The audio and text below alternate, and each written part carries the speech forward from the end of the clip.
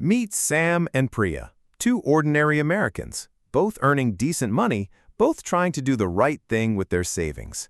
Sam keeps his $25,000 sitting in his regular bank account. His bank smiles every time he logs in, and Sam feels responsible.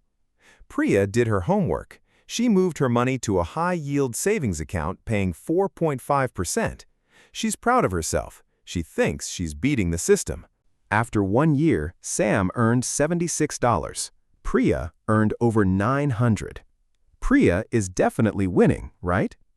Here's the truth nobody tells you. They are both losing. And by the end of this video, you'll know exactly what to do instead.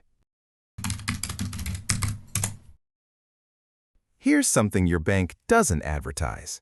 The moment your money lands in their account, it stops being your money at work and starts being their money at work. This is called the net interest margin. It sounds complicated. It isn't. The bank pays Sam 0.38% interest.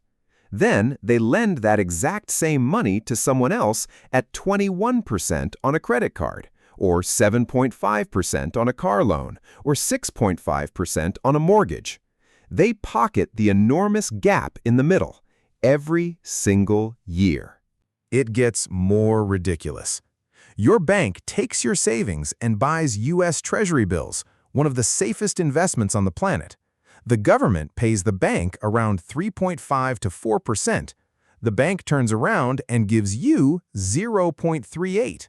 They are charging you a 3% fee to be the middleman for something you could do yourself, today, from your laptop. Now, Priya thinks she's escaped this, and she's doing better than Sam, no question. But high-yield savings accounts have catches that the ads don't lead with. Many of these accounts advertise up to 4.5%, but that rate might only apply to your first $1,000. The rest earns far less, or it's a promotional rate that quietly drops after 90 days, and most people never notice. Then there's tax. Interest from a savings account is taxed as ordinary income by the IRS. If Priya is in the 22% federal bracket and lives in a state with a 5% income tax, her $900 in interest shrinks down to just $657 after the tax man is done with it. She started the year thinking she'd earned $900. She actually kept $657.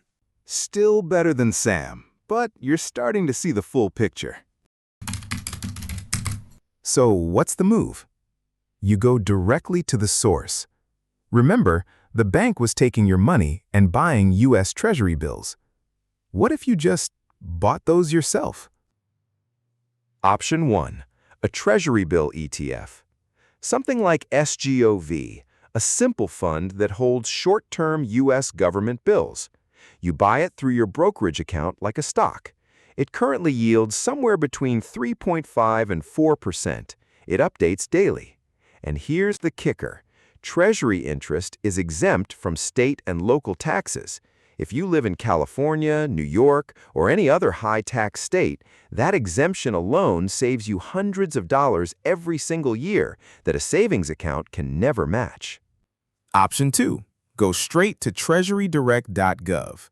This is the U.S. government's own platform. No brokerage, no fees, no middlemen whatsoever.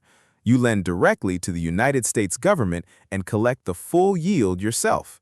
It's slightly less liquid, you hold the bill to maturity, but it's the purest, cleanest way to earn every dollar of that interest. Option 3. A money market fund. Many brokerages offer government money market funds that invest in short-term treasuries. They're as easy as a savings account, often yield above 4%, and carry the same state tax exemption benefit. When you line these options up honestly, after federal tax, after removing state taxes, after cutting the middleman, the gap closes fast.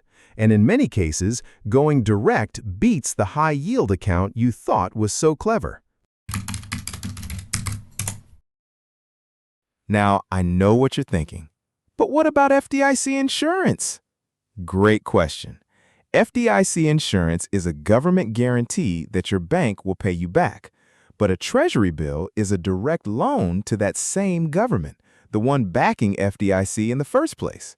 If the U.S. government can't honor its own Treasury bills, your FDIC insurance is also worthless. They rise and fall together. Treasuries aren't just as safe as FDIC-insured deposits. They are the gold standard of safety. But what about access? I need liquid cash. Completely fair. Here's the simple rule. Your checking account for everyday bills, rent, groceries, subscriptions. Keep 1 to 2 months of expenses there. Done. Your emergency fund, the $10,000 to $25,000 sitting just in case, that's where this matters. A Treasury ETF like SGOV settles in 1 to 2 business days. That is a perfectly acceptable wait time in a genuine emergency.